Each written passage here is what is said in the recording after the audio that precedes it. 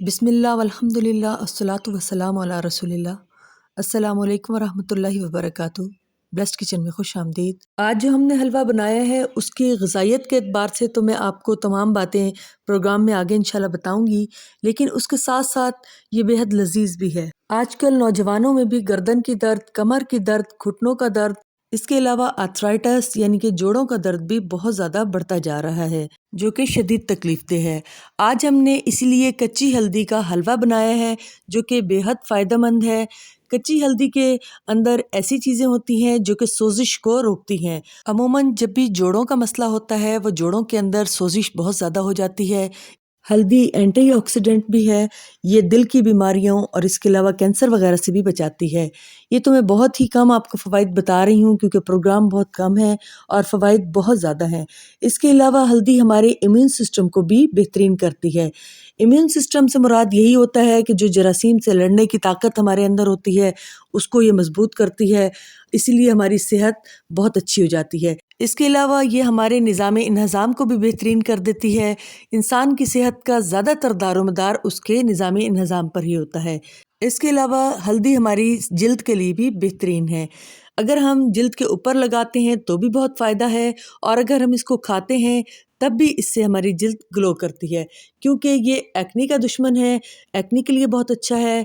इस छोटी सी चीज़ में अल्लाह ताला ने ये सलाहियत रखी है कि ये कैंसर से भी बचाती है, जो कि आजकल बहुत ज़्यादा फैल रहा है। इसके अलावा ये दिमाग और दिल की सेहत को भी बेहतरीन करती है। लेकिन हर चीज़ के फ़ायदे और नुकसान होते हैं। अगर किसी की तबीयत ज़्यादा ख़राब हो तो वो इस्तेमाल से पहले डॉक्टर से मशवरा कर ले। अब ये मैंने फ्रेश हल्दी ली है जो कि बिल्कुल अदरक की शक्ल जैसी है। जब हम इसको काटते हैं तो इसका पीला कलर निकल आता है। हमने सिर्फ और सिर्फ इसके बारीक से छिलके को उतारना है, जैसे हम अदरक के छिलके को उतारते हैं। आप भी जब भी फ्रेश हल्दी को इस्तेमाल करें तो इसी तरीके से हाथों पर ग्लव्स पहन लें।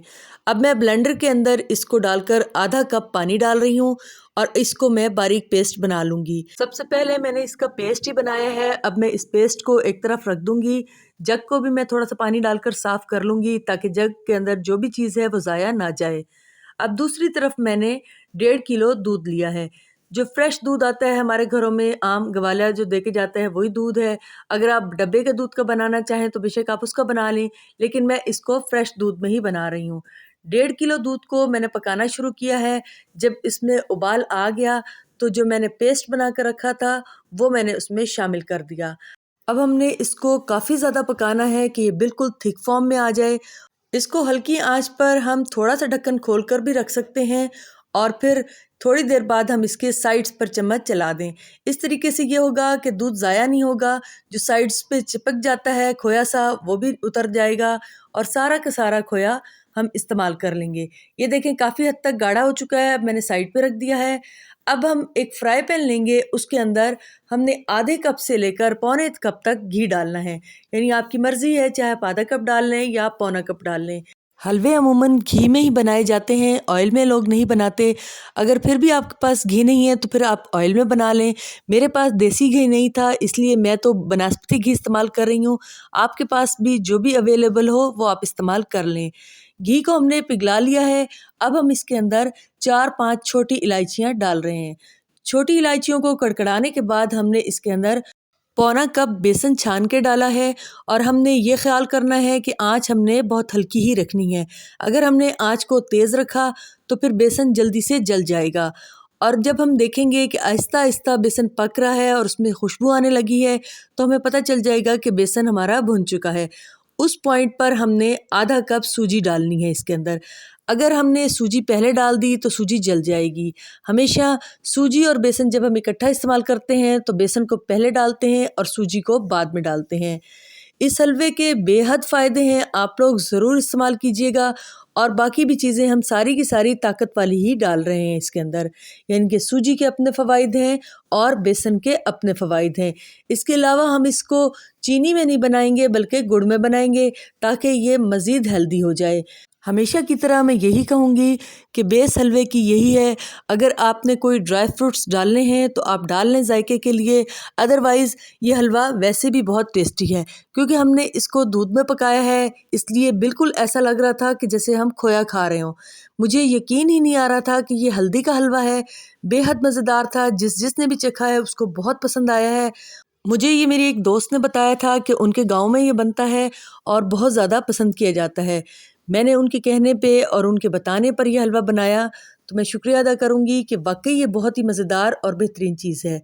उन्होंने मुझे बताया था कि वो लोग इसको सूजी में बनाते हैं और खोया भी डालते हैं, लेकिन मैंने खोया नहीं डाला बल्कि इसके अंदर बेसन डाल दिया।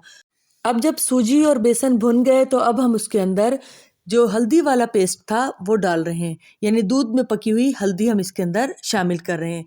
सारा का सारा मैं इसके अंदर डालने के बाद उसको अच्छे तरीके से मिक्स करूँगी। अब चूँकि जब हम इसके अंदर हल्दी वाला दूध डालेंगे तो फिर ये लगना शुरू हो जाएगा, इसलिए हमने बहुत ही एहतियात से चम्मच चलाना है। और ये माशाल्लाह माशाल्लाह इतना जल्दी बन गया हलवा कि मैं सोच रही थी कि बहुत ज़्यादा मेहनत होगी, लेकिन माशाल्लाह माशाल्लाह ये हलवा बहुत जल्दी बन गया और बहुत ज़्यादा मेहनत भी नहीं हुई। अब देखें माशाल्लाह हलवा बहुत अच्छा भुनता जा रहा है और सारा का सारा चम्मच के साथ इकट्ठा होता जा रहा है। अब मैं इसके अंदर गुड़ शामिल करूँगी। मैं इसके अंदर डायरेक्ट गुड़ डाल रही हूँ तोड़ के।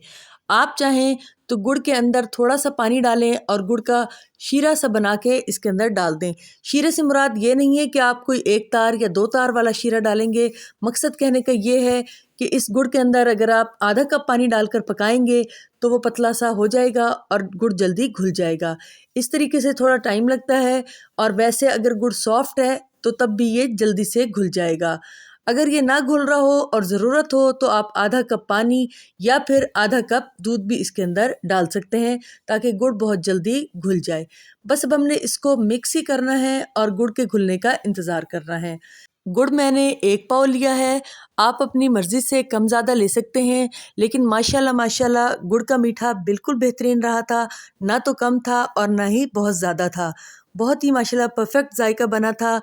अब देखिए हम इसके अंदर जायके के लिए कुछ नारियल का बुरादा डाल रहे हैं, जो कि हमने खुद कद्दूकश करके रखा हुआ है। 4 टेबलस्पून हमने इसके अंदर कद्दूकश किया हुआ नारियल डाल दिया है। अब हम इसके अंदर कुछ मज़ीद चीज़ें डाल रहे हैं।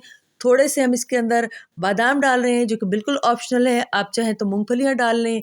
3 टेबलस्पून इसके अंदर किशमिशें डाली हैं। इसके अलावा 3 टेबलस्पून तिल डाल रही हूँ मैं। आप चाहें तो खशखाश भी डाल सकते हैं, और भी जो चीज़ आप डालना चाहें इसके अंदर डाल सकते हैं। ये सारे के सारे ड्राई फ्रूट्स वैसे भी सेहत के लिए बेहद फ़ायदेमंद है, इसीलिए जायके और सेहत को बढ़ाने के लिए हलवों में शामिल किए जाते हैं। लेकिन अगर किसी के पास घर में मौजूद नहीं है तो फिर वो इसको स्किप कर दे, इसके बगैर भी बेहद लजीज हलवा बन जाएगा इंशाल्लाह ताला। अगर आपको बीज पसंद हैं, यानी मुख्तलिफ सीड्स में भी बहुत ताकत होती है, तो सूरजमुखी के बीज भी डाल सकते हैं, आप कद्दू के बीज भी डाल सकते हैं। इसके अलावा तरबूज के बीज भी डाल सकते हैं। अपने हर प्रोग्राम में हम एक दुआ पढ़ते हैं। आइए आज कर्ज़ की अदायगी के लिए नबी करीम सल्लल्लाहु अलैहि वसल्लम की बताई हुई दुआ पढ़ते हैं। बिस्मिल्लाहिर्रहमानिर्रहीम। अल्लाहुम्मा कफ़िनी बिहलालिका अन हरामिका व अग़निनी बिफ़ज़लिका अम्मन सिवाक। तर्जुमा, ए अल्लाह काफ़ी फरमा दे मेरे लिए हलाल को हराम के मुकाबले में, और अपने फ़ज़ल से मुझे गनी बना दे अपने अलावा से। आमीन सुम्मा आमीन। एक हदीस का मफ़हूम ये है कि जो शख्स भी इस दुआ को पढ़ेगा, अगर पहाड़ के बराबर भी कर्ज़ा होगा तो इंशाअल्लाह ताला वो आसानी से अदा हो जाएगा। उम्मीद है आज की रेसिपी आपको अच्छी लगी होगी। अच्छी लगे तो लाइक कीजिएगा, शेयर कीजिएगा, दुआओं में याद रखिएगा। अल्लाह हाफ़िज़।